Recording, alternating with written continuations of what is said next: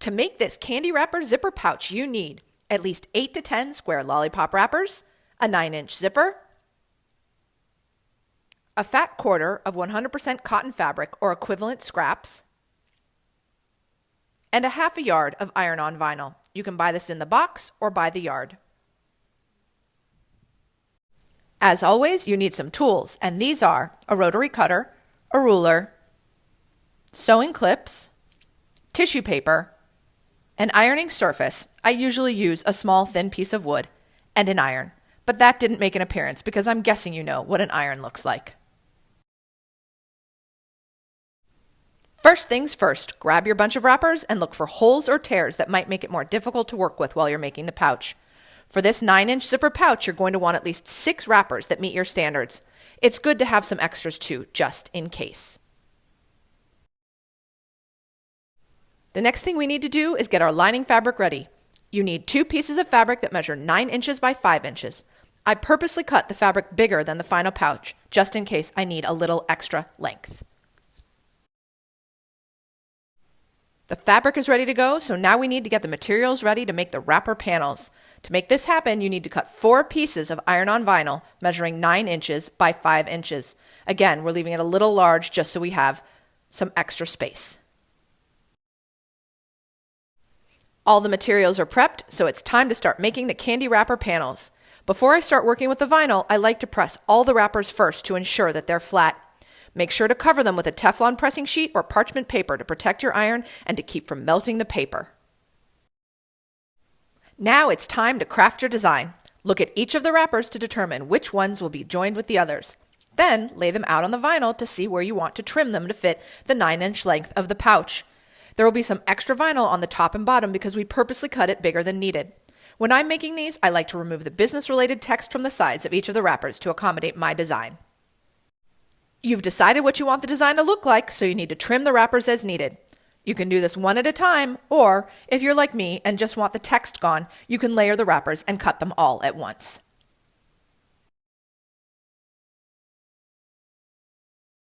We finally get to do some fusing, so grab your vinyl, your ironing surface, and pressing sheet, and let's get to it. Before you start, double check the manufacturer's instructions for the level of heat the product you have needs. To assemble this panel, remove the backing from the vinyl and place your wrappers wrong side down in the pattern that you planned. Cover the vinyl with the waxy side of the backing, then cover again with your parchment paper or pressing sheet. Again, I do this as extra coverage to protect my iron. After that first fusing, take a second sheet of vinyl and lay it on top of the right sides of the wrappers. Iron again to fuse. Repeat the steps to create a second panel. Both panels have been created and it's time to trim them up. Cut them both to measure 9 inches by 4¼ inches. To prepare the pouch for sewing, you need 1 vinyl panel, the zipper, and some tissue paper. Place the panel right side up, then take the zipper, line it up with the top edge of the panel, and place it right side down. Clip the 2 things together, then take a little bit of tissue paper and add it to the other side of the panel so that you'll have an easier time machine sewing.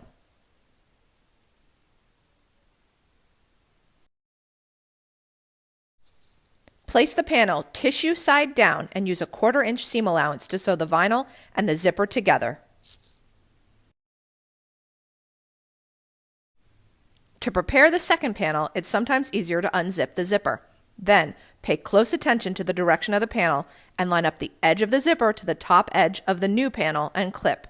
Once again, add tissue paper to help with sewing.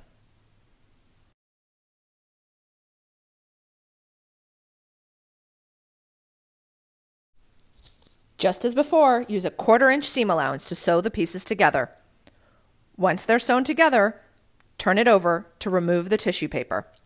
I also like to take it and open it up and do a little finger pressing to make sure that everything is sewn well. It's finally time to add the lining. Place the vinyl panel right side down with the zipper facing up. Then take the fabric panel and place it right side down onto the zipper. Clip to secure. You don't need tissue paper for this step because you can put the cotton fabric down near the presser foot instead of the vinyl. Sew the pieces together using a 1/4 inch seam allowance as you have before.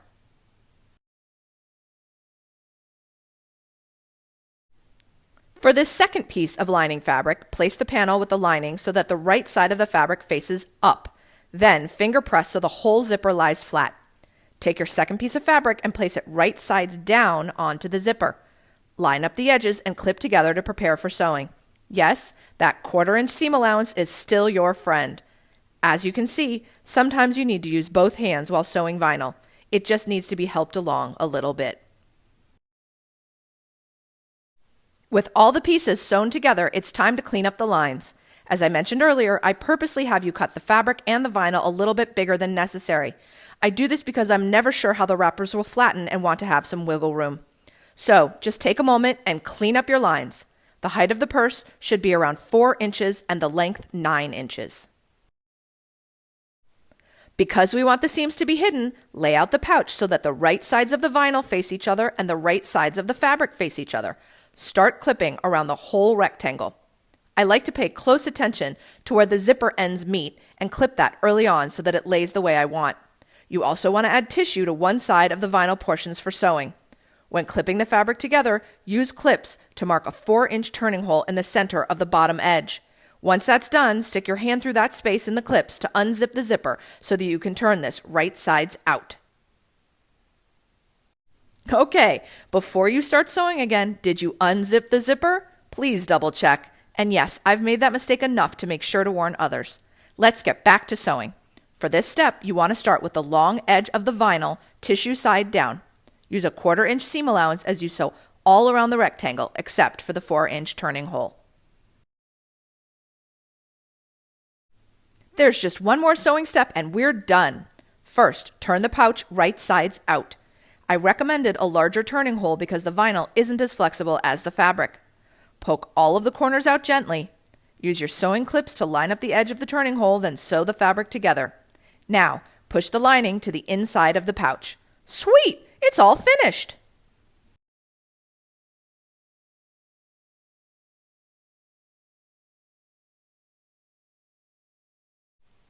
In a video tutorial like this one, it's sometimes hard to show all the tiny little hiccups that might happen in a project, but I do like to make sure to share faults and all. So when I was taking one last look at this pouch, I noticed that there was a tiny hole in the side seam. To fix this, I just top stitched a little bit to close the hole. Another option for future projects with candy wrappers and vinyl is to increase the dimensions of the pouch to allow for a 1/2 inch seam allowance, giving us even more wiggle room for the temperamental nature of the iron-on vinyl.